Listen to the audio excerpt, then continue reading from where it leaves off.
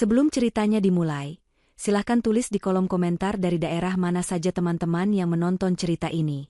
Jangan lupa like dan subscribe agar channel ini bisa semakin berkembang dan bisa mempersembahkan cerita yang lebih menarik lagi. Tanah di pemakaman itu masih basah oleh air mata dan taburan bunga, namun udara di dalam rumah terasa jauh lebih dingin dan pekat. Aroma dupa yang samar-samar masih tertinggal, berbaur dengan aroma kopi yang disajikan untuk para pelayat yang silih berganti datang dan pergi. Alina duduk di sofa tunggal di sudut ruang tamu, memeluk bingkai foto suaminya, Reno. Matanya sembab dan kosong.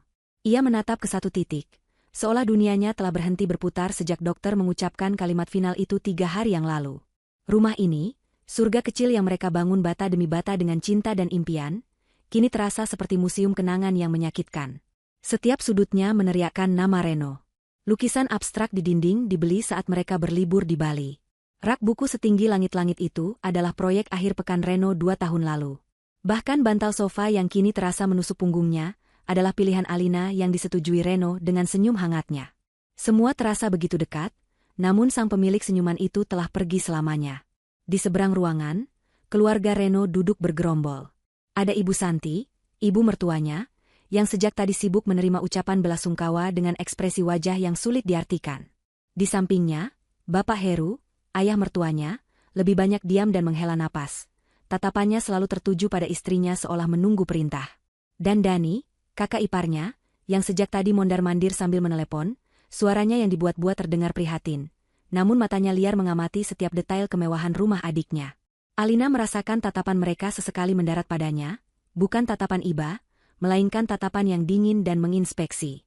Sejak Reno divonis sakit keras setahun yang lalu, sikap mereka perlahan berubah. Dulu mereka memujinya sebagai menantu idaman, kini mereka seolah melihatnya sebagai penghalang. Alina mencoba mengabaikannya, memfokuskan seluruh energinya untuk merawat Reno, namun ia tidak bodoh. Ia bisa melihat kilatan keserakahan di mata Ibu Santi setiap kali mereka berkunjung. Malam akhirnya tiba, membawa pergi pelayat terakhir bersama keheningan yang canggung. Hanya tinggal Alina dan ketiga mertuanya di ruang tamu yang luas itu. Suara detak jam dinding tua peninggalan kakek Reno terdengar begitu keras, seolah menghitung mundur menuju sesuatu yang tak terhindarkan. Ibu Santi berdeham, memecah kesunyian. Ia merapikan selendang mahalnya, lalu menatap Alina dengan sorot mata yang tajam, tanpa kehangatan sedikitpun.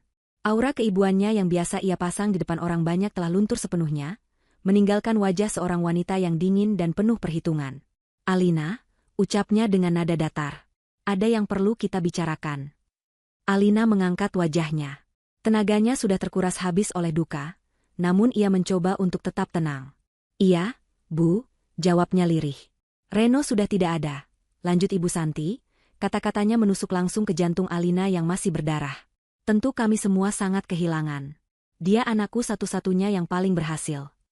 Ia berhenti sejenak, melirik Dani yang kini berdiri di belakang sofa dengan tangan bersedekap, menyeringai tipis. Sekarang, kita harus realistis. Hidup harus terus berjalan. Alina hanya diam, firasat buruk mulai merayap di hatinya. Ia tahu arah pembicaraan ini. Reno pernah memperingatkannya. Dalam bisikan lemah di hari-hari terakhirnya, Reno memintanya untuk kuat, untuk menghadapi apapun yang akan terjadi setelah ia pergi. Saat itu Alina hanya menangis, menolak membicarakan kemungkinan terburuk. Kini, kemungkinan itu duduk di hadapannya, menjelma dalam wujud ibu mertuanya sendiri. Kamu masih muda, cantik, kata Ibu Santi lagi, kali ini dengan nada yang dibuat-buat manis, seolah sedang memberikan nasihat. Kamu masih bisa memulai hidup baru, mencari suami lagi. Kamu tidak punya anak dari Reno, jadi tidak ada ikatan apa-apa lagi di antara kita. Setiap kata terasa seperti tamparan. Tidak ada ikatan? 5 tahun pernikahan mereka, cinta mereka, perjuangan mereka melawan penyakit Reno, semua itu dianggap tidak ada artinya? Maksud ibu apa? Tanya Alina, suaranya bergetar menahan gejolak emosi. Sifat asli Ibu Santi akhirnya keluar sepenuhnya. Wajah manisnya berubah menjadi seringai kejam. Maksudku sudah jelas. Anakku sudah meninggal, sekarang kamu bukan siapa-siapaku lagi. Kamu orang asing di keluarga ini. Ia bangkit berdiri, menunjuk ke sekeliling ruangan dengan dagu terangkat angkuh. Rumah ini, mobil, semua aset ini adalah hasil kerja keras anakku, Reno. Jadi semua ini adalah hak kami. Hak aku, ayahnya, dan kakaknya sebagai keluarga kandungnya. Bapak Heru mengangguk-angguk setuju. Ibumu benar, Alina. Ini semua milik Reno, sudah sepantasnya kembali ke keluarga. Dani menambahkan dengan nada mengejek, kamu sudah cukup lama menikmati kemewahan ini. Sekarang saatnya kamu sadar diri dan kembali ke tempat asalmu. Dada Alina terasa sesak, seolah ada tangan tak kasat mata yang meremas jantungnya. Jadi ini akhirnya, topeng mereka telah terbuka. Di saat ia masih berduka, di saat tanah makam suaminya bahkan belum sepenuhnya kering, mereka datang bukan untuk menghibur, melainkan untuk merampas. Mereka bahkan tidak memberinya waktu untuk bernapas. Kemarahan, kekecewaan, dan rasa sakit yang luar biasa bergejolak di dalam dirinya. Ia ingin berteriak, melawan, menunjukkan semua surat dan bukti bahwa sebagian besar aset ini juga adalah hasil jeripayahnya, bahwa rumah ini dibangun atas nama mereka berdua. Namun, di tengah badai emosi itu, ia teringat wajah Reno. Ia teringat janji yang ia buat di sisi ranjang kematian suaminya. Apapun yang terjadi, sayang, bisik Reno saat itu, jangan melawan mereka dengan amarah. Lawan mereka dengan ketenangan. Ikuti saja rencanaku. Dan yang terpenting, saat kamu pergi, tersenyumlah. Beri aku senyuman terakhirmu, itu akan menjadi sinyal bagi kita. Ingatan itu seperti sauh yang menenangkan badai di hatinya. Amarahnya mereda, digantikan oleh sebuah resolusi yang dingin dan kokoh. Ia tidak akan memberi mereka kepuasan melihatnya hancur. Ia tidak akan membiarkan mereka menang dengan cara ini. Ia menatap ketiga orang di hadapannya. Wajah serakah Ibu Santi, wajah lemah Bapak Heru, dan wajah sombong Dani. Mereka seperti sekawanan serigala yang telah berhasil menyudutkan mangsanya. Perlahan, Alina bangkit berdiri. Ia meletakkan bingkai foto Reno di atas meja dengan sangat hati-hati. Ia merapikan pakaiannya, lalu mengangkat wajahnya. Dan kemudian, sebuah senyuman tipis terukir di bibirnya. Bukan senyum getir atau senyum kalah. Itu adalah senyum yang tenang, misterius, dan menyimpan sejuta makna yang tidak bisa mereka pahami. Senyuman itu membuat Ibu Santi dan kedua pria itu sedikit terkejut dan bingung. Mereka mengharapkan tangisan dan perlawanan, bukan ketenangan yang menghanyutkan ini. Baik, ucap Alina dengan suara yang mengejutkan, karena terdengar begitu stabil dan jelas. Jika itu yang kalian inginkan. Tanpa berkata apa-apa lagi, ia berjalan menuju pintu. Ia tidak menoleh ke kamarnya, tidak mencoba mengambil pakaian atau barang-barang pribadinya. Ia hanya membawa tas tangan kecil yang sejak tadi berada di sisinya. Tas yang berisi dompet, ponsel, dan sebuah kunci kecil yang diberikan Reno. Langkahnya mantap, tidak ada keraguan sedikitpun. Setiap langkah menjauh dari ruang tamu itu terasa seperti sebuah pembebasan. Ia bisa merasakan tatapan bingung dan curiga dari belakang, namun ia tidak peduli. Saat tangannya memegang gagang pintu, Ibu Santi akhirnya berteriak dengan nada kemenangan yang dipaksakan. Bagus. Pergi dan jangan pernah kembali. Mulai hari ini aku dan anak-anakku akan tinggal di rumah ini, dan kamu silakan angkat kaki dari sini. Bapak Heru dan Dani tertawa terbahak-bahak. Suara tawa mereka yang serak dan penuh kemenangan, adalah hal terakhir yang didengar Alina sebelum ia menarik pintu hingga tertutup rapat. Di luar, di bawah cahaya rembulan yang pucat, Alina berhenti sejenak. Ia menatap rumah yang pernah menjadi surganya itu untuk terakhir kali. Tawa keji itu masih samar-samar terdengar dari dalam. Ia tidak menangis. Sebaliknya, senyum di bibirnya sedikit melebar. Mereka mengira mereka telah memenangkan segalanya malam ini. Mereka tidak tahu bahwa mereka baru saja menelan umpan dari sebuah perangkap yang sempurna. Permainan ini baru saja dimulai. Deru suara tawa keluarga mertuanya perlahan memudar di belakang punggung Alina, seiring langkah kakinya yang mantap membawanya menjauh dari kompleks perumahan mewah itu. Udara malam yang dingin terasa menampar wajahnya, namun anehnya, ia justru merasa lebih hidup dari sebelumnya. Beban berat yang selama ini ia pikul, beban kesedihan dan kewajiban untuk tampil tegar di depan semua orang, seolah terangkat begitu saja. Ironisnya, diusir dari rumahnya sendiri justru memberinya sebuah kebebasan yang tak terduga. Ia tidak berjalan tanpa tujuan. Beberapa ratus meter dari gerbang utama, sebuah taksi yang telah ia pesan sebelumnya sudah menunggu dengan lampu menyala. Sopir taksi membukakan pintu untuknya dengan sopan, sedikit terkejut melihat wanita berpenampilan elegan itu hanya membawa sebuah tas tangan kecil. Ke Hotel Mahameru, Pak, kata Alina dengan tenang seraya masuk ke dalam mobil. Sopir itu mengangguk dan melajukan mobilnya, membelah keheningan malam. Alina menatap keluar jendela, melihat bayangan rumahnya yang semakin menjauh di kaca spion, hingga akhirnya lenyap di telan tikungan. Tidak ada air mata yang jatuh. Yang ada hanyalah sebuah kelegaan yang dingin. Rencana Reno kini telah resmi dimulai. Fase pertama, yaitu membiarkan para serigala masuk ke dalam kandang yang mereka kira adalah istana, telah berhasil. Kini saatnya ia menjalankan fase kedua. Lobi Hotel Mahameru berkilauan dengan lantai marmer dan lampu kristal yang megah. Kontras sekali dengan suasana pemakaman yang baru saja ia tinggalkan. Resepsionis menyambutnya dengan senyum ramah.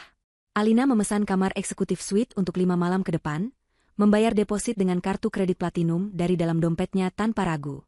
Sekali lagi, tatapan bingung dari staf hotel tertuju pada tas tangannya yang mungil, satu-satunya barang bawaannya. Namun Alina mengabaikannya. Ia tidak butuh apa-apa lagi dari rumah itu. Semua yang ia butuhkan untuk perang ini sudah ada bersamanya. Di dalam kamar suite yang luas dengan pemandangan kerlip lampu kota dari jendela raksasa, Alina akhirnya mengizinkan dirinya untuk bernapas dalam-dalam. Ia tidak merebahkan diri di ranjang empuk itu atau menangis sejadi-jadinya. Sebaliknya, ia berjalan ke kamar mandi mewah, menyalakan pancuran air hangat, dan membiarkan air itu membasuh sisa-sisa hari yang melelahkan dari tubuhnya. Setelah berganti dengan jubah mandi hotel yang nyaman, ia mengambil ponselnya. Ada puluhan panggilan tak terjawab dan pesan dari teman-temannya yang menanyakan kabarnya. Ia mengabaikan semuanya. Hanya ada satu nomor yang perlu ia hubungi malam ini. Panggilan itu tersambung setelah dering kedua. "Selamat malam, Pak Wijoyo," sapa Alina, suaranya tetap tenang. "Malam, Bu Alina. Bagaimana keadaan Anda?" "Saya turut berduka cita yang sedalam-dalamnya," jawab suara berat dan kebapakan di seberang telepon. Pak Wijoyo adalah pengacara kepercayaan keluarga, lebih tepatnya kepercayaan Reno. Ia adalah satu-satunya orang selain Alina yang tahu keseluruhan rencana besar yang telah dirancang oleh Reno. "Terima kasih, Pak. Saya baik-baik saja," kata Alina. "Saya hanya ingin mengabarkan, saya sudah keluar dari rumah." Mereka mengambil umpannya, persis seperti yang kita perkirakan. "Mereka mengusir saya." Terdengar helaan napas lega dari Pak Wijoyo. "Syukurlah semua berjalan sesuai skenario, Bu. Saya akui, saya sempat khawatir Anda akan goyah. Ini pasti sangat berat bagi Anda." "Memang berat, Pak. Tapi mengingat wajah Reno dan janjiku padanya sudah cukup untuk membuat saya kuat," balas Alina, matanya menerawang keluar jendela. "Jadi, sekarang kita bisa mulai. Hitung mundur 5 hari dimulai dari sekarang." "Baik, Bu. Tim saya akan mengirimkan surat peringatan pertama besok lusa, sesuai instruksi dari almarhum Pak Reno. Semua dokumen sudah siap. Ibu cukup beristirahat dan tenangkan diri. Biarkan sistem yang bekerja untuk Anda." "Terima kasih, Pak Wijoyo. Saya percayakan semuanya pada Anda." Setelah menutup telepon, Alina duduk di sofa empuk dekat jendela. Ia membuka tas tangannya dan mengeluarkan isinya. Hanya ada dompet, ponsel, dan sebuah kunci brankas kecil. Kunci ini adalah kunci menuju semua amunisi yang telah disiapkan Reno. Semua dokumen, sertifikat, dan bukti kepemilikan yang asli, semuanya aman tersimpan di sebuah brankas bank atas namanya. Apa yang ada di rumah itu hanyalah salinannya. Reno sudah mempersiapkan segalanya dengan sangat teliti. Suaminya tahu betul sifat keluarganya. Ia tahu cinta mereka pada hartanya jauh lebih besar daripada cinta mereka padanya. Sementara Alina merancang langkah selanjutnya dengan kepala dingin, suasana di rumah peninggalan Reno justru memanas karena euforia kemenangan. Begitu Alina pergi, Ibu Santi langsung tertawa lepas. Ia berjalan mengelilingi ruang tamu, menyentuh setiap perabotan mahal dengan jemari keriputnya. "Akhirnya, rumah ini kembali ke tempat yang semestinya," serunya penuh kemenangan. Dani segera berlari ke garasi, matanya berbinar melihat 2 mobil mewah Eropa terparkir di sana. "Bu, yang ini aku pakai, ya? Sudah lama aku ingin punya mobil seperti ini," teriaknya seperti anak kecil yang baru mendapat mainan. Bapak Heru, yang biasanya pasif, kini juga ikut bersemangat. Ia membuka lemari pajangan berisi koleksi jam tangan dan botol-botol minuman impor milik Reno. "Lihat ini, San. Anak kita benar-benar tahu cara menikmati hidup. Kita harus merayakannya." Malam itu, mereka benar-benar berpesta pora di atas duka. Ibu Santi menelepon semua teman-teman sosialitanya, menyombongkan diri bahwa ia kini akan pindah ke rumah putranya yang megah. Dani sibuk mengambil foto setiap sudut rumah dan mobil untuk diunggah ke media sosialnya dengan tulisan, "Rumah baru, hidup baru." Mereka bahkan tanpa rasa bersalah masuk ke kamar utama, kamar tidur Alina dan Reno. Ibu Santi dengan kasar menurunkan foto pernikahan besar yang terpajang di dinding. "Singkirkan ini." Wajah perempuan ular ini membuatku muak, perintahnya pada Dani. Tanpa ragu, Dani membawa foto itu ke halaman belakang dan membakarnya di tempat sampah. Mereka menjarah lemari pakaian, mencoba gaun-gaun mahal milik Alina dan jas-jas bermerek milik Reno. Mereka tertawa, menari, dan bersulang untuk kemenangan mereka. Mereka begitu buta oleh keserakahan, hingga tidak menyadari keanehan dari semua ini. Mereka tidak bertanya-tanya mengapa Alina pergi begitu saja tanpa perlawanan. Mereka tidak berpikir mengapa Alina hanya tersenyum. Bagi mereka, Alina hanyalah seorang wanita lemah yang akhirnya menyerah pada takdir.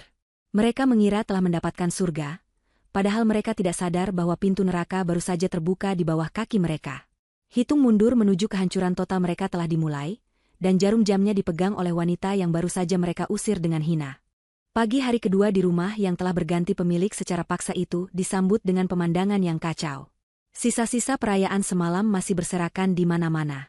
Botol-botol minuman kosong tergeletak di atas meja kopi yang meninggalkan bekas basah, piring-piring kotor dengan sisa makanan menumpuk di dapur, dan puntung rokok Dani mengotori asbak kristal yang dulu selalu dibersihkan Alina setiap hari. Aroma keserakahan dan kemenangan semu terasa menguar, menggantikan keharuman bunga melati yang biasa Alina letakkan di sudut ruangan. Rumah itu seolah ikut berduka, kehilangan sentuhan lembut dari nyonya rumah yang sesungguhnya. Namun, para penghuni baru itu sama sekali tidak peduli. Bagi mereka, kekacauan ini adalah trofi, bukti nyata dari kekuasaan yang baru mereka rengkuh. Ibu Santi bangun paling siang, berjalan menuruni tangga dengan gaya seorang ratu yang angkuh. Ia mengenakan salah satu gaun sutra milik Alina, yang terlihat kebesaran dan aneh di tubuhnya. Ia segera menyambar telepon, bukan untuk membersihkan rumah, melainkan untuk melanjutkan pamerannya. Ia menghubungi teman-teman arisannya satu persatu. "Halo, Jeng Rika? Oh, ini aku. Iya, aku sekarang tinggal di rumah almarhum Reno. Mewah sekali, Jeng. Kamu harus main ke sini nanti. Soal menantuku itu? Ah, sudahlah, Jeng. Dia sudah pergi, sadar diri rupanya. Namanya juga orang luar, tahu batasannya," celotehnya dengan suara keras, memastikan Dani dan Bapak Heru mendengarnya. Ia ingin menegaskan statusnya sebagai penguasa baru di istana itu.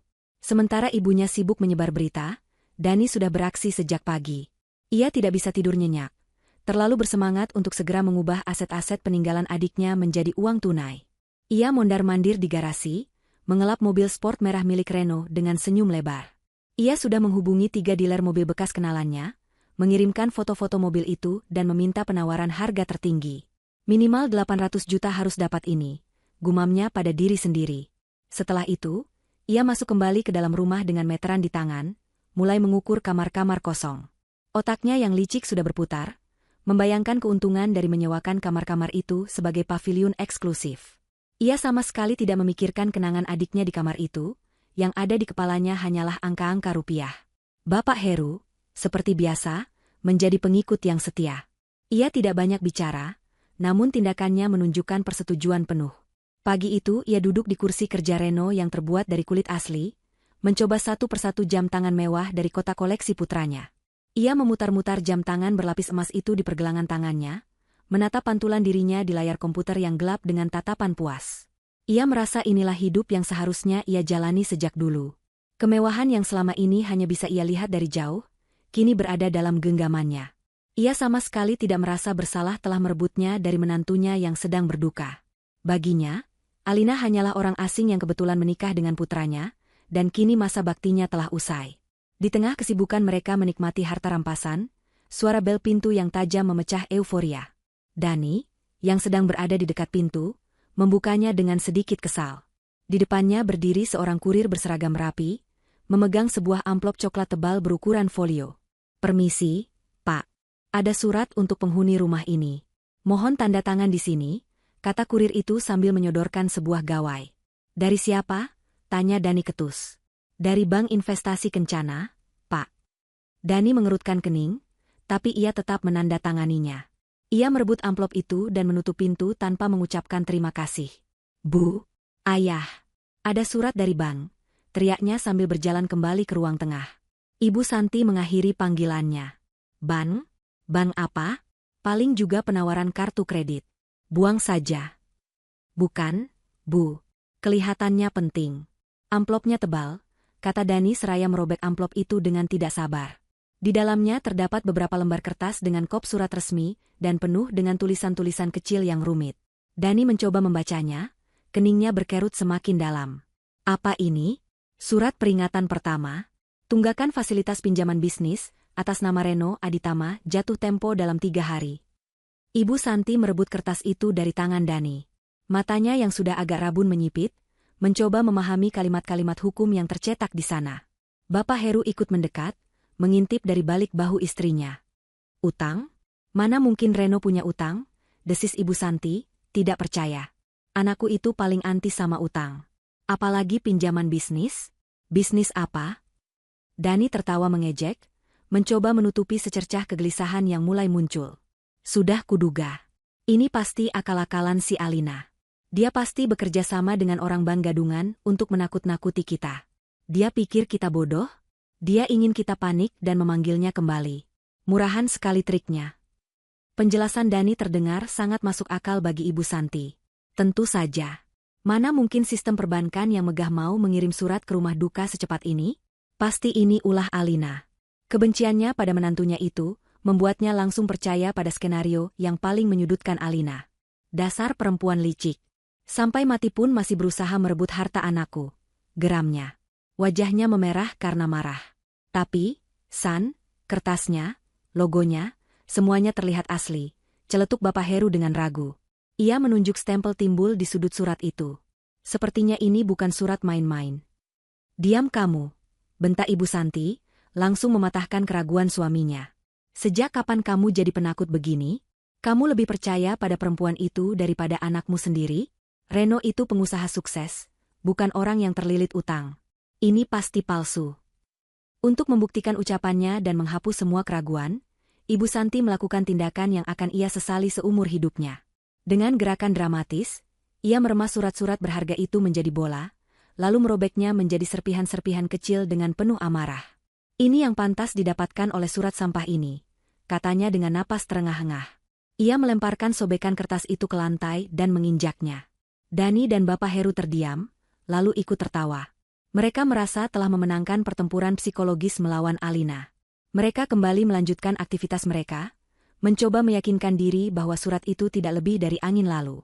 Namun, jauh di dalam hati mereka, sebuah benih keraguan yang dingin telah tertanam. Mereka membuang sobekan surat itu ke tempat sampah, bersamaan dengan kesempatan terakhir mereka untuk menyadari betapa berbahayanya situasi mereka.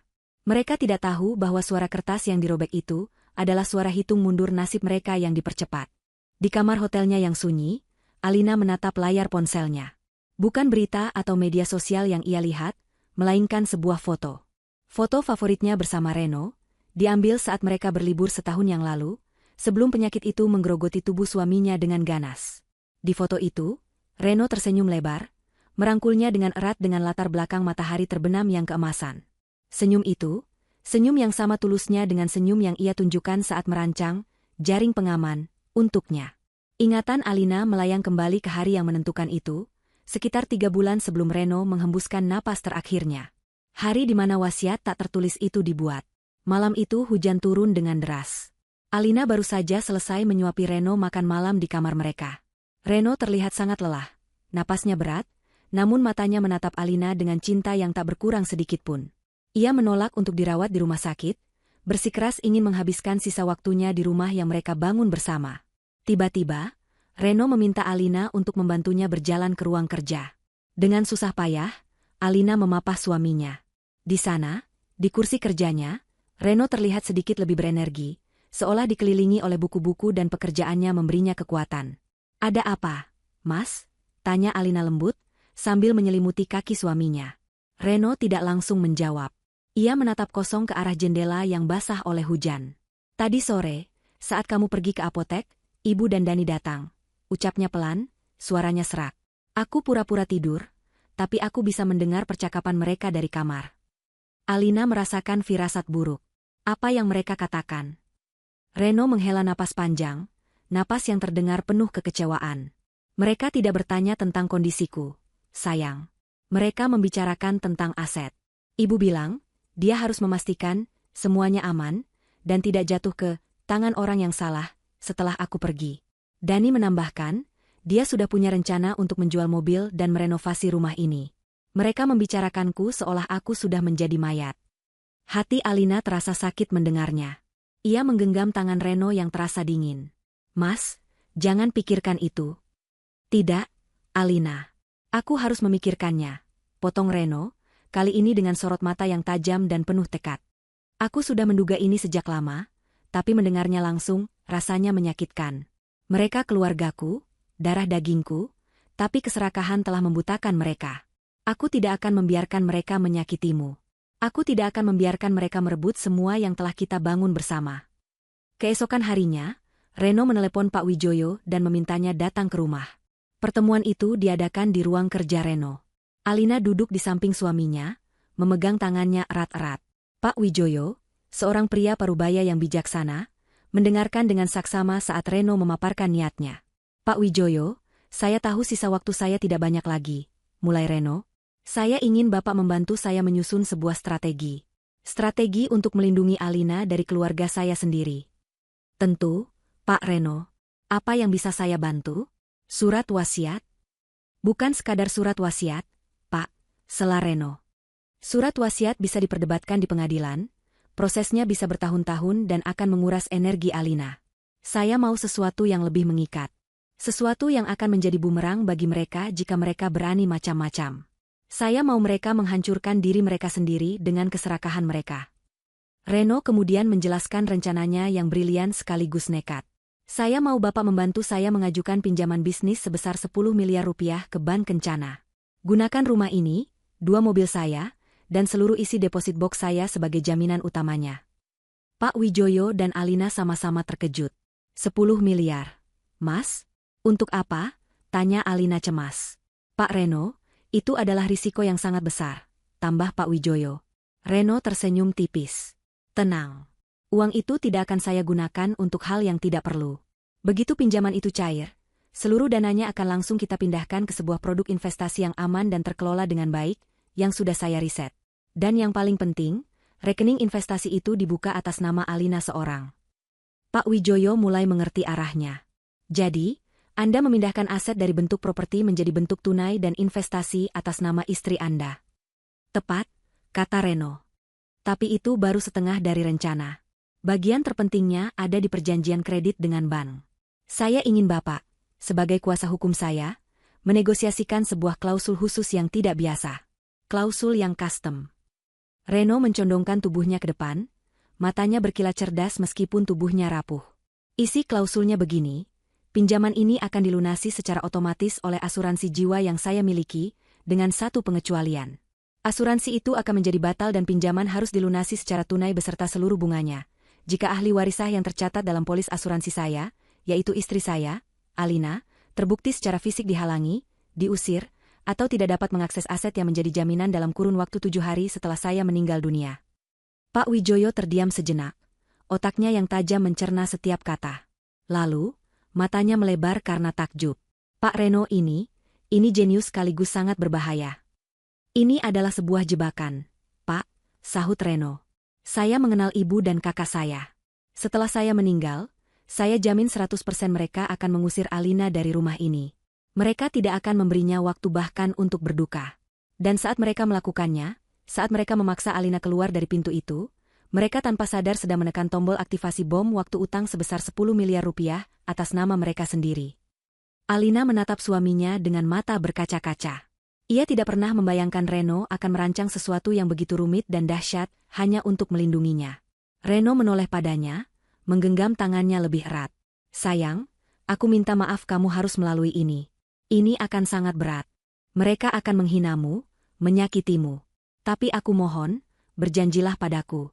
Saat hari itu tiba, jangan melawan. Jangan habiskan tenagamu untuk berdebat dengan mereka. Ikuti saja kemauan mereka. Tapi, Mas. Isak Alina. Dengarkan aku, kata Reno lembut namun tegas. Saat mereka menyuruhmu pergi, pergilah. Bawa saja tas tanganmu dan beberapa barang penting yang sudah kusiapkan di brankas bank. Dan yang terpenting, Reno menangkup wajah Alina dengan kedua tangannya. Saat kamu melangkah keluar dari pintu itu, aku ingin kamu tersenyum. Tersenyumlah untukku. Jangan biarkan mereka melihatmu menangis. Senyumanmu adalah tanda bahwa kamu kuat, bahwa kamu menjalankan wasiat terakhirku. Itu akan menjadi sinyal bagi kita, bahwa rencana kita telah dimulai. Alina menangis dalam diam sambil mengangguk. Ia berjanji akan melakukan persis seperti yang diminta suaminya. Hari itu, di ruang kerja yang dibasahi hujan, di depan Pak Wijoyo sebagai saksi, Alina melihat Reno menandatangani setumpuk dokumen tebal dengan tangan yang sedikit gemetar namun dengan sorot mata yang luar biasa mantap. Itu adalah tanda tangan terakhirnya yang paling kuat, sebuah goresan tinta yang akan menjadi vonis bagi keluarganya yang serakah, dan sekaligus menjadi surat cinta abadi untuk istri yang sangat ia lindungi. Kembali ke masa kini, Alina mengusap foto di layar ponselnya. Air matanya akhirnya menetes. Bukan air mata kesedihan, melainkan air mata haru dan bangga. Aku sudah tersenyum, Mas. Aku sudah melakukannya. Sekarang, biarkan mereka menuai apa yang mereka tanam. Hari ketiga adalah hari di mana lapisan tipis penyangkalan itu mulai retak. Euforia kemenangan telah menguap sepenuhnya, digantikan oleh keheningan yang tegang dan penuh kecurigaan. Tidak ada lagi tawa keras atau celoteh sombong di telepon. Ibu Santi, Dani, dan Bapak Heru bergerak di dalam rumah besar itu seperti tiga hantu yang gelisah. Mereka berusaha keras untuk menjalani hari seperti biasa, meyakinkan diri mereka bahwa surat dari bank itu hanyalah gertakan sambal dari Alina. Namun, bayangan surat itu terus menghantui mereka. Setiap kali telepon berdering, mereka akan saling pandang dengan cemas. Setiap kali ada suara mobil berhenti di depan rumah, jantung mereka berdebar lebih kencang. Kemewahan yang 2 hari lalu terasa seperti anugerah, kini mulai terasa seperti sangkar emas yang menyesakan. Ibu Santi mencoba menyibukkan diri dengan mengatur ulang perabotan di ruang tamu, namun pikirannya tidak bisa fokus. Ia terus-menerus melirik ke tempat sampah di mana sobekan surat itu dibuang, seolah serpihan kertas itu bisa bangkit kembali dan menerkamnya. Dani, yang tadinya begitu bersemangat menjual mobil, kini kehilangan gairahnya. Calon pembeli yang ia hubungi kemarin mulai menanyakan kelengkapan surat-surat, dan entah mengapa, Dani merasa ragu untuk menunjukkannya. Ia takut ada sesuatu yang tidak ia ketahui, sebuah catatan kecil atau stempel yang bisa membuktikan bahwa mobil itu terkait utang. Bapak Heru menjadi lebih pendiam dari biasanya. Ia tidak lagi menyentuh koleksi jam tangan Reno, hanya duduk di teras sambil merokok tanpa henti, tatapannya kosong. Mereka semua merasakan hal yang sama, sebuah firasat buruk yang semakin menguat, bahwa badai besar sedang menuju ke arah mereka. Sore harinya, sekitar pukul 4, firasat itu menjadi kenyataan. Sebuah sedan hitam metalik yang elegan berhenti tepat di depan gerbang rumah mereka. Pintu gerbang yang sengaja mereka biarkan terbuka seolah menyambut kedatangan takdir mereka. 2 orang, seorang pria dan seorang wanita, melangkah keluar dari mobil. Keduanya mengenakan setelan bisnis berwarna gelap yang mahal dan rapi. Sang pria membawa sebuah tas kerja dari kulit asli, sementara sang wanita memegang sebuah tablet. Penampilan mereka yang sangat profesional dan aura dingin yang mereka pancarkan, membuat mereka terlihat bukan seperti tamu biasa. Mereka berjalan dengan langkah mantap menuju pintu utama, sepatu mereka yang mengkilap tidak mengeluarkan suara di atas jalanan paving block. Bel pintu berbunyi, suaranya terdengar seperti lonceng kematian di telinga Ibu Santi. Dengan jantung berdebar kencang, ia menyuruh Dani untuk membuka pintu. Dani mencoba memasang wajah angkuh, membuka pintu dengan sentakan. "Cari siapa?" tanyanya ketus. Pria itu tersenyum tipis, senyum yang tidak mencapai matanya. "Selamat sore. Saya Baskara dan ini rekan saya, Ibu Riana. Kami dari tim legal Bank Investasi Kencana. Kami ingin bertemu dengan penghuni rumah ini untuk membicarakan perihal aset atas nama almarhum Bapak Reno Aditama." Nama bank itu disebut lagi, kali ini bukan lewat secari kertas, melainkan langsung dari mulut utusan resminya. Lutut Dani terasa lemas. Ia mencoba berkata sesuatu, namun suaranya tercekat. Ibu Santi dan Bapak Heru yang mendengar dari ruang tengah segera menghampiri. "Ada apa ini? Kami tidak punya urusan apapun dengan bank kalian," serga Ibu Santi, mencoba mengambil alih situasi dengan arogansinya yang biasa.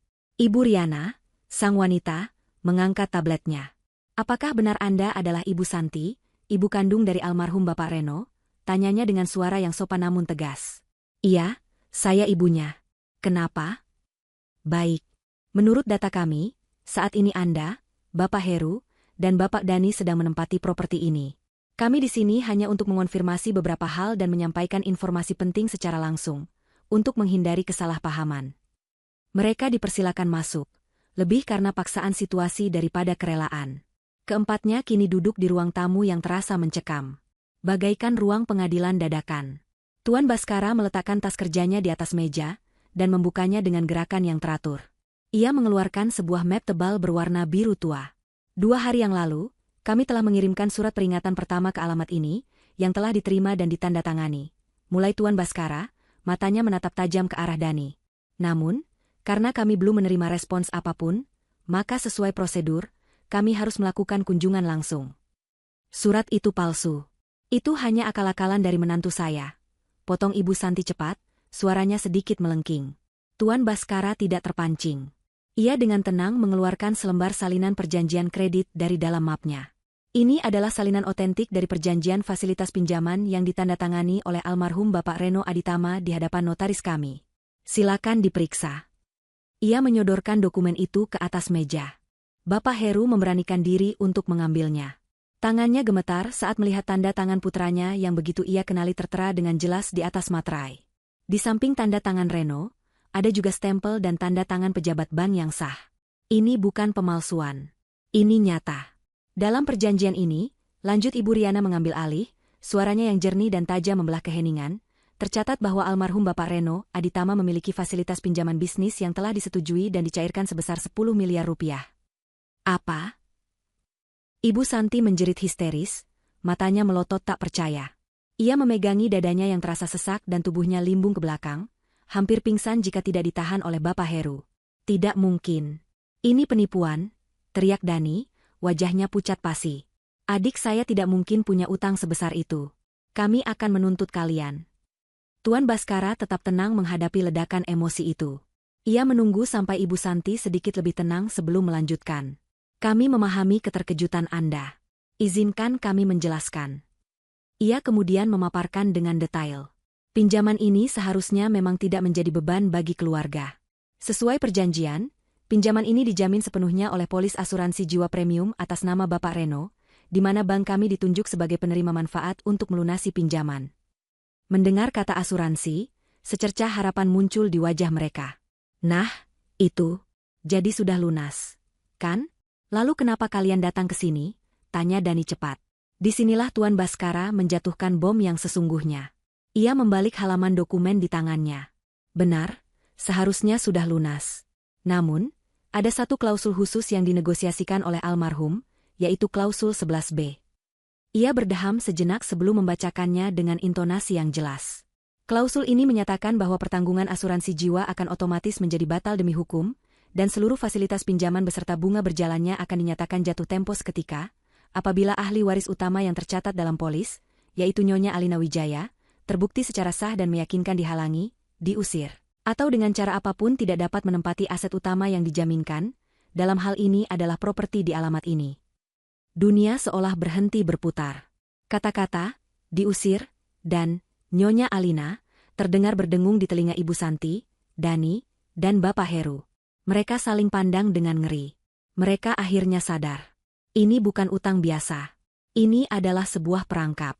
Perangkap yang mereka aktifkan sendiri dengan tangan mereka 3 hari yang lalu. Ibu Riana menatap mereka dengan dingin. Kami telah menerima laporan yang didukung oleh bukti video dan kesaksian dari pihak Nyonya Alina, yang menunjukkan bahwa telah terjadi pengusiran paksa pada hari Selasa malam.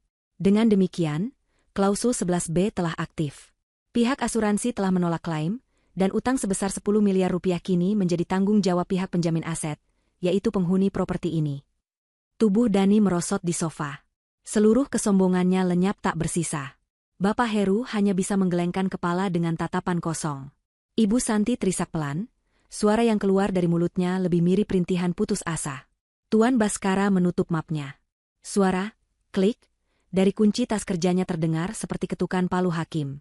Kami memberikan waktu 2 kali 24 jam, atau tepatnya hingga hari Jumat pukul 12 siang, bagi Anda untuk menyelesaikan seluruh kewajiban. Pilihan lainnya, sesuai yang tertera di perjanjian, adalah jika Nyonya Alina kembali menempati properti ini tanpa halangan apapun sebelum batas waktu tersebut, maka kami dapat mempertimbangkan untuk menegosiasikan ulang pembatalan asuransi. Jika kedua opsi tersebut tidak terpenuhi, maka dengan sangat menyesal, pada hari Jumat siang, tim eksekusi kami akan datang untuk memulai proses penyitaan terhadap seluruh aset yang dijaminkan. Termasuk rumah ini dan semua isinya, serta 2 unit mobil di garasi. Setelah menyampaikan ultimatum itu, Tuan Baskara dan Ibu Riana bangkit berdiri. Kami harap semuanya jelas. Selamat sore. Mereka berjalan keluar dengan tenang, meninggalkan 3 manusia yang dunianya baru saja hancur berkeping-keping. Di ruang tamu yang mewah itu, yang tersisa hanyalah keheningan yang memekakan dan gema dari angka 10 miliar rupiah. Begitu sedan hitam itu menghilang dari pandangan, keheningan yang mencekam di ruang tamu pecah menjadi ledakan kepanikan yang histeris. Ibu Santi yang pertama kali meledak. Tangisnya yang tadi hanya berupa isakan kini berubah menjadi raungan penuh amarah dan penyesalan.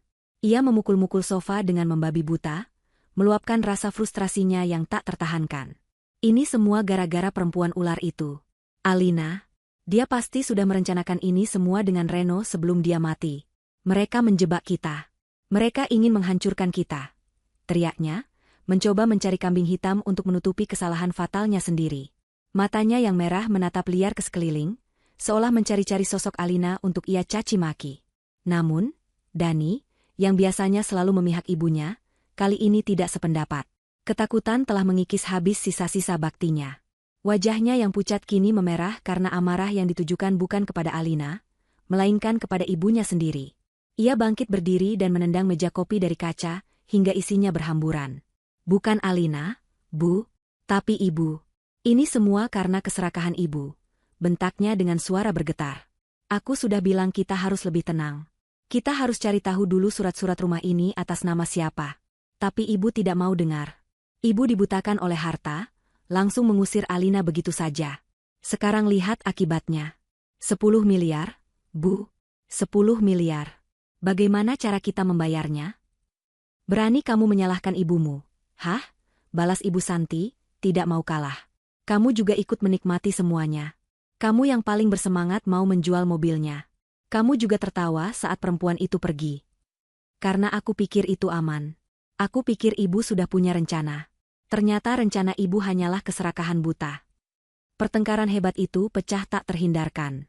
Mereka saling berteriak, saling menunjuk, dan saling menyalahkan. Bapak Heru mencoba melerai, sudah, jangan bertengkar. Kita harus cari solusi. Namun suaranya yang lemah tenggelam oleh pekikan istri dan anaknya. Ia seperti wasit tak berguna di tengah pertarungan dua serigala yang terluka. Kemewahan di sekeliling mereka kini terasa seperti neraka. Lukisan mahal, sofa empuk, dan lampu kristal seolah mengejek kehancuran mereka. Harta yang mereka rebut dengan paksa itu, kini menuntut bayaran yang tidak akan pernah sanggup mereka penuhi. Setelah lelah berdebat, keputusasaan mulai mengambil alih. Mereka sadar, satu-satunya jalan keluar yang mereka miliki adalah opsi kedua dari bank, membuat Alina kembali ke rumah itu. Seketika, peran mereka berbalik 180 derajat. 3 hari yang lalu mereka adalah penguasa yang dengan angkuh mengusir Alina. Hari ini, mereka adalah pesakitan yang harus memohon agar Alina sudi kembali. Cepat, telepon Alina. Perintah Ibu Santi pada Dani, nadanya kini terdengar panik dan putus asa. Dani segera menyambar ponselnya dan mencari nomor Alina. Jantungnya berdebar kencang saat ia menekan tombol panggil. 1 nada sambung, 2 nada sambung, lalu, nomor yang Anda tuju sedang tidak aktif atau berada di luar jangkauan. Dani mencoba lagi, hasilnya sama. Ia mencoba menelepon lewat aplikasi pesan. Panggilannya tidak tersambung, fotonya pun hilang, pertanda nomornya telah diblokir. Nomornya tidak aktif. Bu, dia memblokirku, lapor Dani dengan panik. Coba telepon orang tuanya, teman-temannya, siapa saja yang mengenalnya, desak Ibu Santi. Selama 1 jam berikutnya, mereka berubah menjadi operator telepon yang kalut. Mereka menghubungi setiap orang yang mereka pikir memiliki hubungan dengan Alina. Namun hasilnya nihil. Orang tua Alina hanya menjawab dengan singkat bahwa mereka tidak tahu di mana putri mereka berada dan meminta untuk tidak diganggu.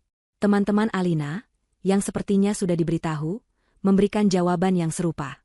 Alina seolah telah lenyap di telan bumi. Setiap panggilan yang gagal terasa seperti satu paku lagi yang ditancapkan ke peti mati mereka. Putus asa karena telepon, Dani mengusulkan ide gila. Kita harus pergi ke bank. Kita bicara dengan manajernya langsung. Kita bilang ini semua kesalahpahaman. Kita bilang Alina pergi atas kemauannya sendiri. Mereka pun bergegas pergi ke kantor pusat Bank Kencana dengan harapan terakhir. Namun, harapan itu hancur berkeping-keping. Manajer bank yang mereka temui adalah seorang pria parubaya yang profesional dan tidak bisa diajak kompromi. Ia dengan tenang menunjukkan kepada mereka dokumen asli perjanjian kredit, lengkap dengan rekaman CCTV saat Reno dan Pak Wijoyo merundingkan klausul khusus itu. Bank memiliki semua bukti. Posisi mereka tidak bisa diganggu-gugat. Maaf, Kami hanya menjalankan apa yang tertulis dalam perjanjian, kata manajer itu sebagai kalimat penutup. Mereka kembali ke rumah dengan perasaan hancur lebur. Waktu terus berjalan, dan hari Jumat semakin dekat. Dalam kepanikan puncaknya, mereka mulai mengobrak-abrik seluruh isi rumah, mencari barang berharga apapun yang mungkin bisa mereka jual cepat. Mereka membuka laci, lemari, bahkan membongkar beberapa bagian lantai, berharap Reno menyimpan emas batangan atau uang tunai. Di tengah pencarian yang membabi buta itu, Dani teringat sesuatu. Brankas kecil di dalam ruang kerja Reno. Dengan menggunakan linggis dan palu, mereka berhasil membongkar paksa pintu brankas itu. Napas mereka terengah-engah, berharap menemukan setumpuk uang atau perhiasan yang bisa menyelamatkan mereka. Namun, isi brankas itu justru menjadi tamparan terakhir yang paling menyakitkan. Di dalamnya tidak ada uang sepeser pun. Hanya ada sebuah kotak beludru kecil berwarna hitam. Dengan tangan gemetar, Ibu Santi membuka kotak itu. Isinya bukan cincin berlian atau jam tangan mahal. Di dalamnya hanya ada sebuah kunci tunggal yang bentuknya aneh. Kunci yang tidak cocok untuk pintu atau mobil manapun di rumah itu. Dan di bawah kunci itu, terlipat selembar kertas kecil. Bapak Heru mengambil kertas itu dan membacanya dengan suara lirih. Tulisan tangan Reno yang rapi tertera di sana. Kunci ini untuk membuka kebahagiaan Alina, dan membuka gerbang neraka untuk kalian. Pesan singkat dari balik kubur itu terasa lebih menakutkan daripada ancaman ban. Mereka bertiga terduduk lemas di lantai ruang kerja yang berantakan. Dikelilingi oleh kemewahan yang kini terasa seperti kutukan. Mereka akhirnya mengerti sepenuhnya. Ini bukanlah kesialan atau kecelakaan. Ini adalah sebuah rencana balas dendam yang dirancang dengan sempurna oleh Reno. Mereka telah diremehkan, dipermainkan, dan kini dijatuhkan ke dalam jurang yang mereka gali sendiri. Gerbang neraka itu kini telah terbuka lebar di hadapan mereka, dan waktu mereka hampir habis. Sementara neraka kecil meletus di rumah peninggalan Reno, di belahan lain kota yang sama, Alina justru tengah berada di sebuah surga yang berbeda. Bukan surga yang ia warisi, melainkan surga yang sedang ia bangun. Ia tidak lagi berada di kamar hotel yang mewah namun terasa sementara. Hari itu, hari Kamis, sehari sebelum batas waktu ultimatum dari bank, ia berada di sebuah kantor yang terletak di lantai 30 sebuah gedung pencakar langit yang mengkilap. Ruang rapat itu didominasi oleh kaca, menyajikan pemandangan kota yang terhampar luas di bawahnya. Sinar matahari pagi menembus masuk, menerangi meja kayu minimalis dan kursi-kursi ergonomis yang modern. Suasananya begitu berbeda dari rumah bergaya klasik yang kini terasa suram dan penuh kutukan itu. Di sini, udaranya terasa ringan, penuh dengan energi, optimisme, dan masa depan.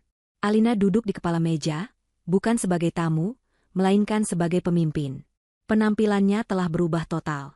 Ia mengenakan blus sutra berwarna biru tua dan celana bahan berwarna putih gading yang jatuh dengan sempurna.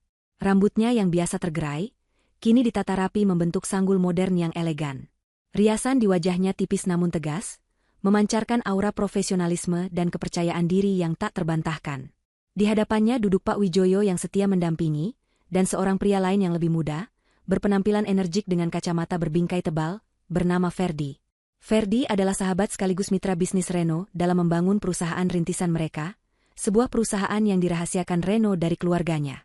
Jadi, bisa saya simpulkan, ucap Alina setelah mendengarkan paparan Ferdi selama hampir 1 jam, suaranya tenang dan terukur, bahwa kontrak dengan PT Geolestari sudah final. Pembayaran tahap pertama akan masuk paling lambat besok pagi, benar? Ferdi mengangguk dengan antusias, matanya berbinar di balik lensa kacamatanya. Benar sekali, Bu Alina. Tim keuangan mereka sudah memberikan konfirmasi. Jumlahnya bahkan sedikit lebih besar dari proyeksi kita, karena ada permintaan tambahan untuk instalasi di 3 lokasi baru. Almarhum Pak Reno benar-benar seorang visioner. Suntikan dana dari pinjaman bank tempo hari datang di saat yang paling krusial. Tanpa dana itu, kita tidak akan bisa memenangkan tender untuk mematenkan teknologi filter air terbaru kita. Dan tanpa paten itu, kita tidak akan pernah mendapatkan kontrak raksasa ini. Pak Wijoyo tersenyum tipis. Ia menatap Alina dengan sorot mata penuh kekaguman. Wanita di hadapannya ini bukan lagi Alina yang ia temui beberapa bulan lalu, yang menangis terseduh-seduh saat menandatangani surat kuasa. Wanita ini adalah seorang ratu yang sedang mengambil alih tahta kerajaannya. Perusahaan yang dibangun Reno dan Ferdi bukanlah perusahaan biasa. Mereka bergerak di bidang teknologi hijau, sebuah inovasi pengolahan limbah menjadi air bersih yang efisien dan murah. Reno selalu bersemangat saat membicarakannya. Ia percaya ini adalah masa depan. Pinjaman sebesar 10 miliar yang ia ambil bukanlah sebuah utang konsumtif, melainkan sebuah investasi strategis yang diperhitungkan dengan sangat matang. Itu adalah modal untuk sebuah lompatan kuantum bagi perusahaan mereka. Dan kini, lompatan itu telah membuahkan hasil yang berkali-kali lipat lebih besar dari modalnya. Alina bukan hanya seorang janda yang ditinggali harta, ia adalah pemilik saham mayoritas dari sebuah perusahaan yang akan segera meroket nilainya. Bagus, kata Alina. Pak Ferdi, tolong siapkan laporan lengkap mengenai alokasi dana dari pembayaran tahap pertama itu. Saya ingin memprioritaskan bonus untuk tim riset dan pengembangan. Mereka adalah tulang punggung perusahaan ini. Pastikan juga semua kewajiban kepada vendor kita selesaikan tanpa menunda. Siap, Bu. Akan segera saya laksanakan. Setelah rapat bisnis selesai dan Ferdi meninggalkan ruangan, tinggallah Alina dan Pak Wijoyo. Pengacara senior itu menatap kliennya dengan hangat. Pak Reno pasti sangat bangga melihat Anda hari ini, Bu. Alina tersenyum, kali ini senyum yang tulus dan sedikit getir. Saya hanya menjalankan apa yang sudah ia siapkan, Pak. Semua ini adalah buah pemikirannya. Ia berhenti sejenak, lalu teringat sesuatu. Oh ya, Pak, kunci yang ada di dalam brankas bank. Apa sebenarnya kegunaan kunci itu? Kunci yang sama persis dengan yang ditinggalkan Mas Reno untuk keluarganya di rumah. Pak Wijoyo mengangguk paham. Ah, kunci itu. Pak Reno menyebutnya, kunci skakmat terakhir. Itu adalah kunci untuk sebuah brankas pribadi di lembaga kustodian independen, bukan di bank. Di dalamnya, almarhum menyimpan semua dokumen asli dari setiap perjanjian yang ia buat, termasuk perjanjian pinjaman dan investasi. Ada juga salinan bukti transfer, rekaman suaranya yang menjelaskan seluruh motif di balik rencananya, dan yang paling penting. Pak Wijoyo menatap Alina dengan lembut, sebuah surat pribadi terakhir yang ia tulis untuk Anda. Hati Alina berdesir mendengarnya. Jadi, Reno tidak hanya meninggalkan warisan berupa harta dan rencana. Ia juga meninggalkan kata-kata terakhirnya, sebuah penutup yang pribadi dan intim, yang hanya bisa ia buka setelah semua badai ini berlalu. Itu memberikan Alina kekuatan baru. Pak Wijoyo, kata Alina, nadanya kembali serius. Bagaimana situasi di rumah? Seperti yang kita duga, Bu, kepanikan total. Mereka sudah mencoba menghubungi Anda lewat semua cara, bahkan mendatangi kantor pusat bank Kencana dan hasilnya nihil. Mereka terpojok. Pak Wijoyo kemudian bertanya dengan hati-hati, Bu Alina, Anda masih punya waktu. Batas waktunya adalah besok siang. Anda yakin tidak mau menghentikan prosesnya? Anda bisa saja kembali ke rumah itu sekarang. Klausul 11B akan gugur dan semuanya akan selesai. Anda tidak perlu melalui drama penyitaan besok. Alina bangkit dari kursinya dan berjalan ke arah jendela kaca raksasa. Ia menatap hamparan gedung-gedung beton di bawahnya, lalu ke langit biru yang cerah. Ia memikirkan hinaan yang ia terima, tawa keji yang mengiringi kepergiannya, dan yang terutama, rasa sakit di mata Reno saat menceritakan pengkhianatan keluarganya. Ia mengeluarkan ponselnya dan melihat tanggal di layar. Hari Kamis. Besok adalah hari terakhir. Gumamnya pelan, lebih pada dirinya sendiri. Kemudian ia berbalik menghadap Pak Wijoyo, sorot matanya jernih dan tak tergoyahkan. Tidak, Pak. Saya tidak akan menghentikannya. Mas Reno tidak merancang semua ini hanya agar saya bisa kembali tinggal di rumah itu dengan orang-orang yang telah mengkhianatinya. Dia melakukan ini untuk sebuah tujuan yang lebih besar. Dia ingin memberi mereka pelajaran yang tidak akan pernah mereka lupakan seumur hidup mereka. Pelajaran tentang akibat dari keserakahan. Saya berutang pada suami saya untuk memastikan pelajaran itu tuntas. Senyum tipis yang misterius itu kembali terukir di bibirnya, senyum yang sama saat ia diusir dari rumahnya. Namun kali ini, senyum itu tidak lagi menyimpan duka. Senyum itu adalah senyum seorang ratu yang siap menyaksikan pion-pion lawannya jatuh satu persatu dalam permainan catur yang telah ia menangkan bahkan sebelum dimulai. Biarkan pelajaran itu tuntas besok, ulangnya dengan suara mantap. Hari Jumat pagi datang tanpa ampun.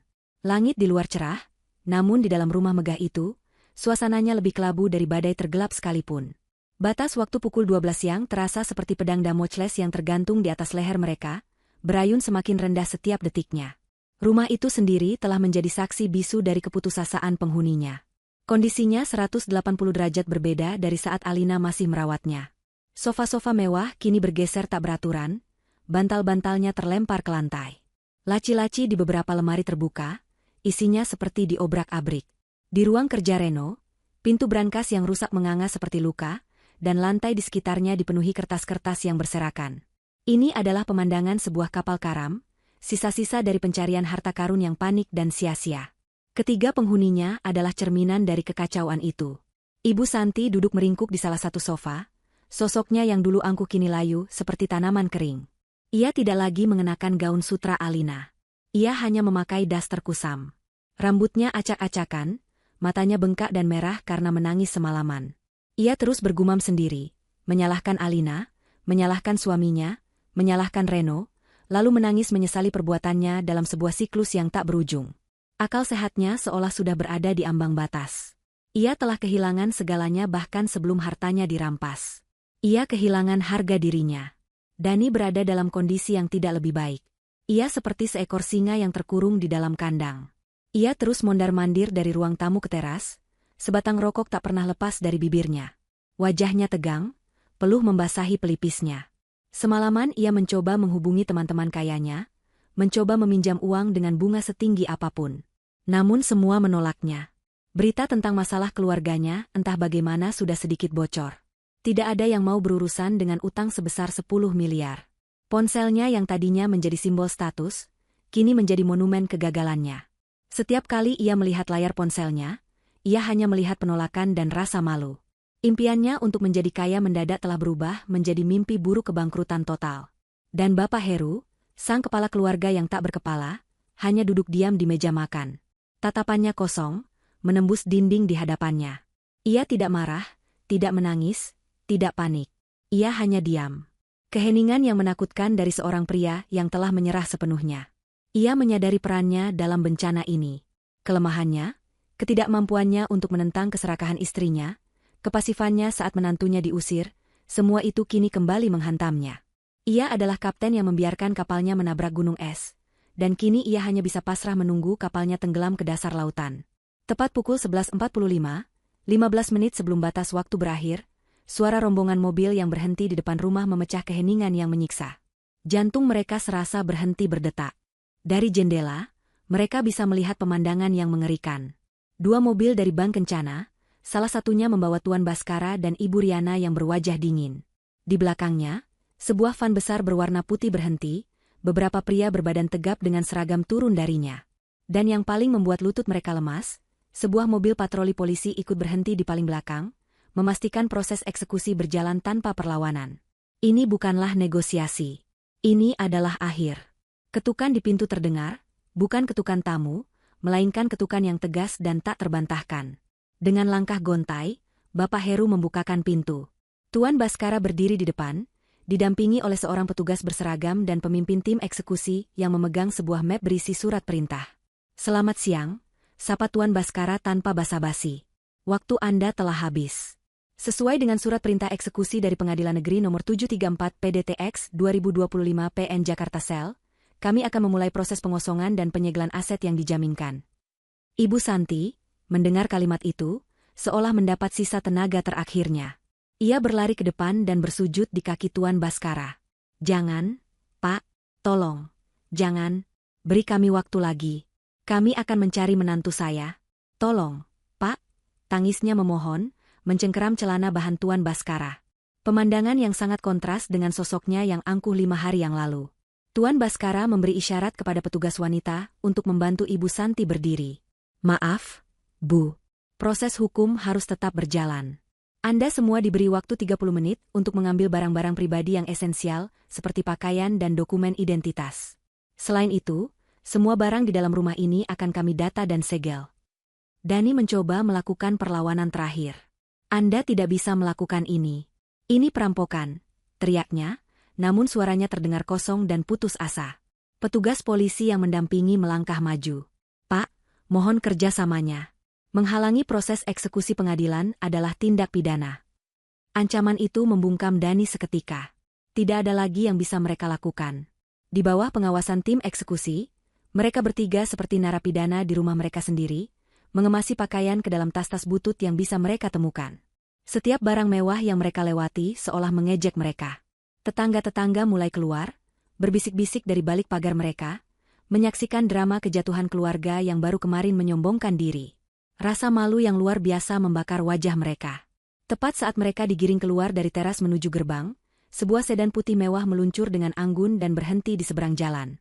Mesinnya begitu halus hingga nyaris tak terdengar. Semua mata, termasuk mata para petugas bank dan tetangga yang penasaran, tertuju pada mobil itu. Pintu belakangnya terbuka perlahan. Dan dari dalamnya, melangkahlah Alina. Waktu seolah berhenti. Ini bukan Alina yang mereka usir. Wanita yang berdiri di sana mengenakan setelan celana berwarna krem yang pas di badan, memancarkan aura kekuasaan.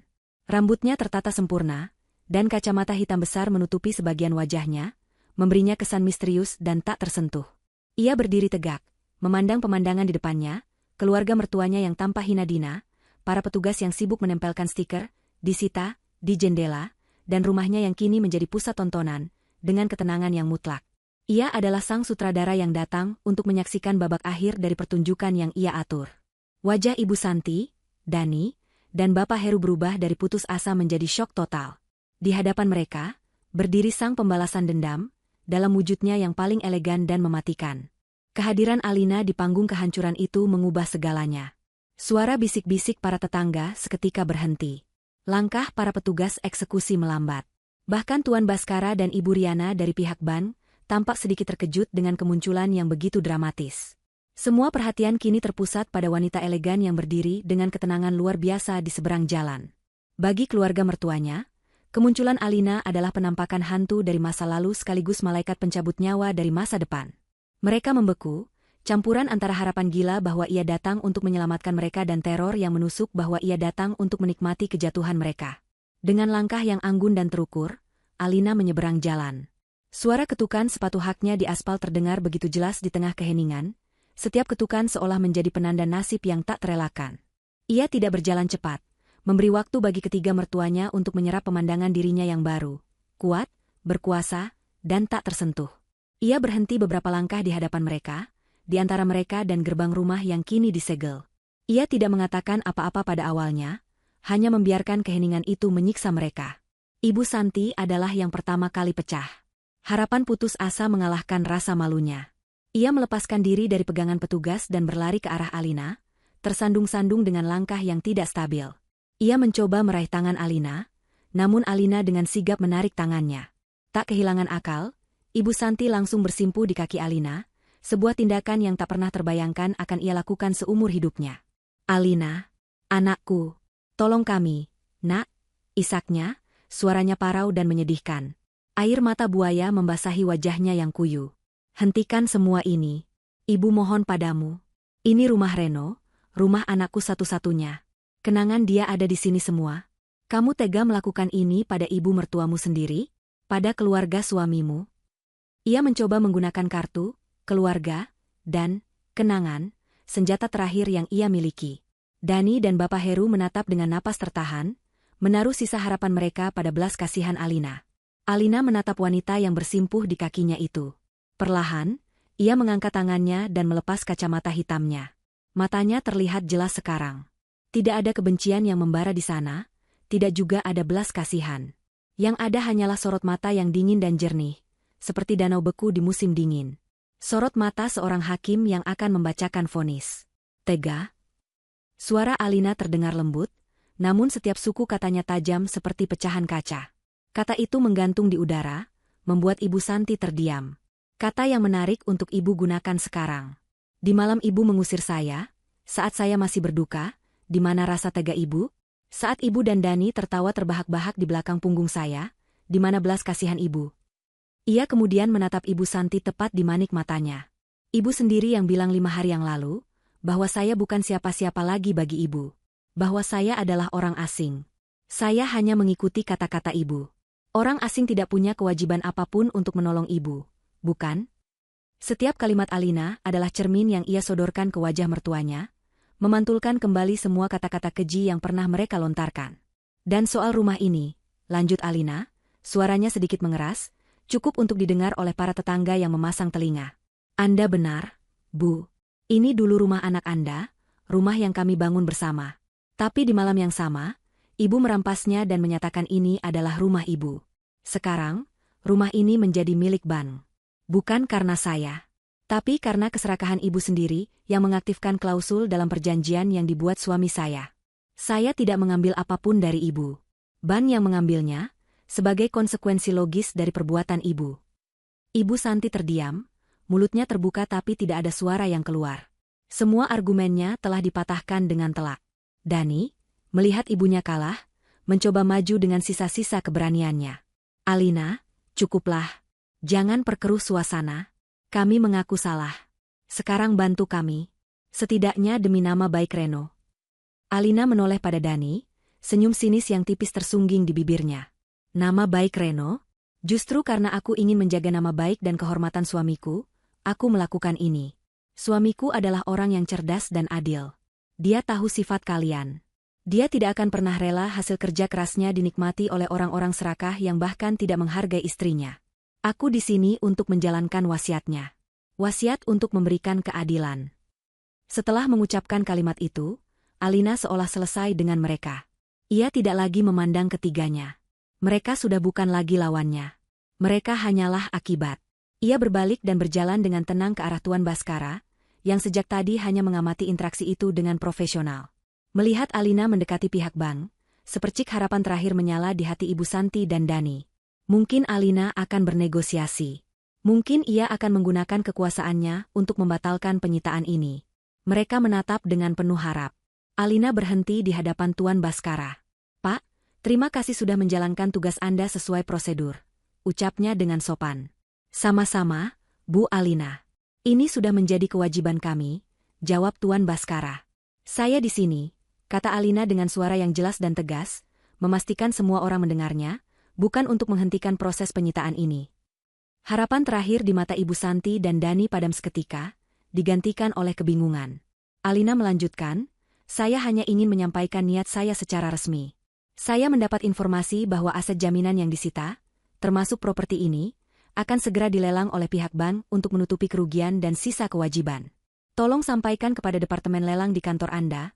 Ia berhenti sejenak, membiarkan kata-katanya meresap, sebelum menjatuhkan pukulan terakhirnya, bahwa saya sangat tertarik untuk menjadi penawar pertama. Saya akan membeli kembali rumah saya. Jika vonis sebelumnya adalah hukuman mati, maka kalimat terakhir itu adalah pengumuman bahwa jiwa mereka pun akan dihapus dari sejarah. Itu adalah puncak dari sebuah pembalasan yang sempurna. Mereka tidak hanya kehilangan rumah itu. Mereka harus menyaksikan wanita yang mereka hina, kini dengan mudahnya akan membeli kembali rumah itu dengan uangnya sendiri, bersih dari utang, bersih dari jejak mereka. Alina tidak hanya merebut kembali apa yang menjadi haknya, ia akan membangunnya kembali di atas puing-puing keserakahan mereka. Ibu Santi akhirnya benar-benar pingsan, tubuhnya ambruk ke tanah. Dani hanya bisa menatap nanar, pikirannya kosong. Sementara Bapak Heru menundukkan kepalanya dalam-dalam, menelan kekalahan yang paling pahit dan memalukan dalam hidupnya. Vonis telah dijatuhkan, tanpa perlu pengadilan. Pemandangan Ibu Santi yang pingsan dan diangkat oleh petugas tidak lagi menarik perhatian Alina. Pertunjukannya telah usai. Tanpa menoleh ke belakang lagi, ia berjalan kembali ke mobilnya yang menunggu, masuk dengan tenang, dan melaju pergi meninggalkan kekacauan itu. Ia tidak merasakan gelombang kemenangan yang meluap-luap, melainkan sebuah kelegaan yang dalam dan damai. Sebuah babak kelam dalam hidupnya telah ia tutup dengan tangannya sendiri, persis seperti yang diinginkan Reno. Keadilan telah ditegakkan. Beberapa bulan berlalu.